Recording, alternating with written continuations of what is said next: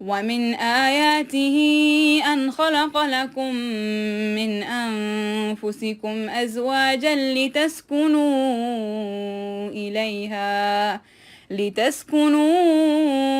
إليها وجعل بينكم مودة ورحمة. اعوذ باللہ من الشیطان الرجیم، بسم اللہ الرحمن الرحیم، رب اشرح لی صدری ویسر لی امری واحلل عقدۃ من لسانی یفقہوا قولی۔ السلام علیکم ورحمۃ اللہ وبرکاتہ۔ اقنا سسٹرز کی جانب سے پیش کردہ سیریز اپنے گھر کو جنت کیسے بنائیں کے پچھلے حصے میں ہم نے شادی کے حوالے سے انتخاب پر قرآن اور سنت کی ہدایات پر روشنی ڈالی تھی۔ آج ہم قوام کی خصوصیات اور ذمہ داریوں پر بات کریں گے۔ ہم جس دور میں سانس لے رہے ہیں اس کا المیہ یہ ہے کہ عورت اور مرد کے مقام اور کردار کے حوالے سے اتنی بحث ہوئی ہے کہ چند بنیادی اصول بھی مسائل کی شکل اختیار کر چکے ہیں۔ فاصلے سمٹ گئے ہیں، دنیا گلوبل ولیج بن گئی ہے جس میں کوئی بھی ایک کلچر مسلط کرنا بہت آسان ہو گیا ہے۔ ہم دیکھتے ہیں کہ معاشرے میں خاندان کی اکائی کمزور ہو رہی ہے اور معاشرہ اپنی ویلیو اینڈ ایتھکس کو کھونے لگے ہیں۔ موجودہ حالات دیکھ کر یہ یقین سے کہا جا سکتا ہے کہ اس بے یار و مددگار انسانیت کے لیے اگر کوئی تریاق علاج ہے تو وہ اسلام اور قرآن میں ہے۔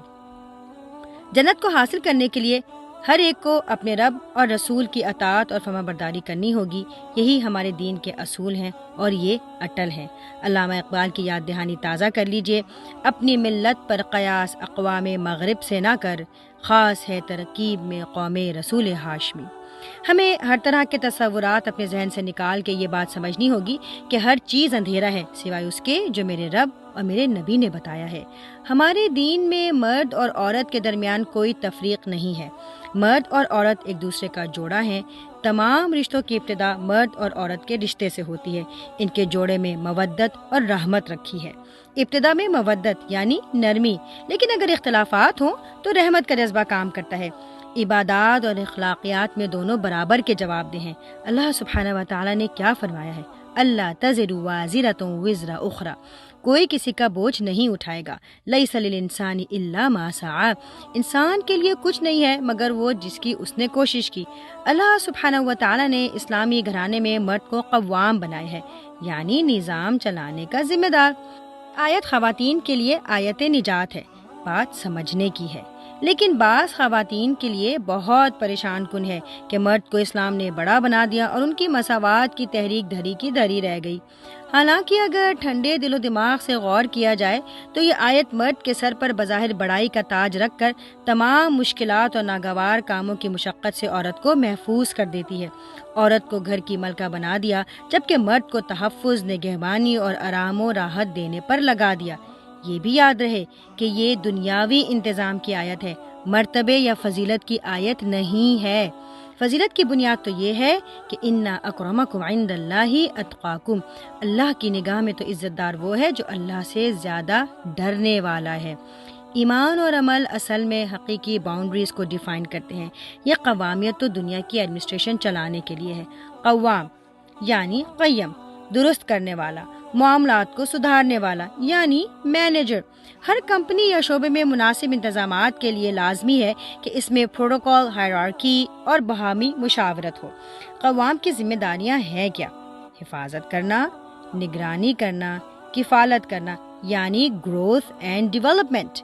نبی اکرم صلی اللہ علیہ وسلم کی سیرت میں قوام کی جو خصوصیات ملتی ہیں ان میں نرمی کا رویہ اختیار کرنے والے تھے، احسان کرنے والے، تعلیم اور تربیت کی فکر کرنے والے، عفو و درگزر سے کام لینے والے، محبت اور اس کا اظہار کرنے والے، حسن اخلاق کے حامل، بیوی اور بچوں کی تفریح کا اہتمام کرنے والے شامل ہیں۔ اگر اصل ذمہ دار اپنی ذمہ داری کا احساس نہ کرے تو معاشرے میں امن، خوشحالی اور توازن نہیں قائم ہو سکتا۔ مرد کا اخلاقی، معاشرتی اور دینی فرض ہے کہ وہ عورت کے ساتھ زیادتی نہ کرے، اسے تکلیف نہ دے، اس سے بہترین اخلاق سے پیش آئے۔ سوچیں اگر مینیجر یا پرنسپل اسٹرکٹ اور روڈ ہو تو اس ادارے کا کیا حال ہوگا۔ آپ صلی اللہ علیہ وسلم تمام انسانوں میں بہترین انسان تھے۔ جب آپ صلی اللہ علیہ وسلم اپنی بیویوں کا خیال رکھتے اور ان سے محبت کا اظہار کرتے تھے تو کیا مسلمان مرد کو سنت رسول پر عمل نہیں کرنا چاہیے؟ اچھے شوہر اپنی بیوی سے بار بار ناراض نہیں ہوتے، انہیں پریشانی اور تکلیف میں مبتلا نہیں کرتے، بلکہ اپنی اور اپنی بیوی کی جنت کی تیاری کی فکر کرتے ہیں۔ حدیث کے مطابق کسی بھی جماعت کے لیے امیر ہونا ضروری ہے۔ اسی طرح خاندانی نظام میں شوہر کو امیر بنایا گیا ہے، مگر امیر کے معنی ڈکٹیٹر نہیں ہے۔ آپ صلی اللہ علیہ وسلم سید الانبیاء ہونے کے باوجود اپنی بیویوں سے مشورہ کیا کرتے تھے۔ شوہر کو یہ نہیں کہا گیا کہ جو جی میں آئے کرو۔ مشاورت میں ایک کے بجائے کئی دماغ کام کرتے ہیں تو پھر نتائج بھی بہتر ہی نکلتے ہیں۔ ایک بات ذہن میں رکھیں کہ ایک آیت یا حدیث کو کسی بھی مکمل یا کلی حکم کی بیس نہیں بنانا چاہیے۔ اس سے متعلق تمام احادیث اور سیرت کا مطالعہ ضروری ہے تاکہ تمام تعلیمات سامنے آ جائیں۔ کیا آپ کو کوئی ایسی حدیث یا روایت ملتی ہے جہاں آپ صلی اللہ علیہ وسلم گھر میں آتے ہوں اور ڈکٹیٹر یا حکمران بن کر حکم صادر کرتے ہوں، یا گھر آ کر پاؤں پھیلا دیتے ہوں اور بیوی خدمت میں لگ گئی ہو؟ ہمیں ایسا کہیں نظر نہیں آتا۔ آپ صلی اللہ علیہ وسلم جب گھر میں تشریف لاتے تو گھر کے معاملات میں اپنی بیویوں کا ہاتھ بٹاتے تھے۔ اگر یہ سمجھ آ جائے کہ یہ گھر ہمارا ہے، اس کی راحتیں، خوشیاں، مشکلات، تکالیف اور تنگیاں سب ہماری ہیں، ہمیں غم کا ساتھی اور ایک دوسرے کا سہارا بننا ہے، گھر کو جنت بنانا ہے، تو یہ سوال نہیں اٹھیں گے کہ شوہر بیوی کے لیے کیا کرے اور کیا نہ کرے۔ جب قرآن اور سیرت کا مطالعہ کم ہو تو حقوق اور فرائض میں کمی آ ہی جاتی ہے۔ ہمارے معاشرے میں مختلف تہذیبوں سے کچھ غلط محاورے اور ذہنیت بھی آ گئی ہے۔ مثلاً وہ جورو کا غلام ہے، یا بیوی کو سر پر بٹھایا ہے، بیوی پیر کی جوتی، گھر داماد بن گئے ہیں، وغیرہ وغیرہ۔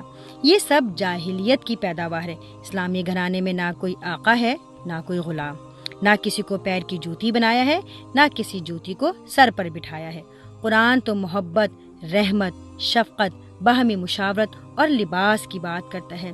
جو بھی قرآن اور سنت کی بنیادی تعلیمات کو سمجھتا ہے، اس کے ذہن میں الٹے سیدھے سوالات نہیں اٹھیں گے اور نہ اس کو کوئی پریشانی ہوگی۔ جیسے نادان بچے لڑ جھگڑ کر ایک دوسرے کی کتابیں پھاڑ ڈالیں یا امتحان کا پرچہ ہی پھاڑ ڈالیں تو دونوں ہی استاد سے مار کھا کر کمرے سے باہر نکال دیے جائیں گے، دونوں ہی کو سزا ملے گی۔ شوہر اور بیوی دونوں نے اپنی آخرت خود بنانی ہے اور دونوں ہی نے مل کر امت کے مستقبل کا بوجھ اٹھانا ہے۔ اللہ سبحانہ و تعالی مسلمانوں کو ایمان کے نور سے منور کر دے تاکہ جہاں جہاں تاریکی پھیلی ہے مسلمان مرد اور عورتیں ان تاریکیوں سے نور اور امید کی کرن انسانیت اور امت کو مہیا کر سکیں۔ آمین۔ وما علینا الا البلاغ۔ انشاءاللہ اگلی بار ہم مثالی عورت اور اس کے حقوق اور فرائض پر بات کریں گے۔ السلام علیکم ورحمۃ اللہ وبرکاتہ۔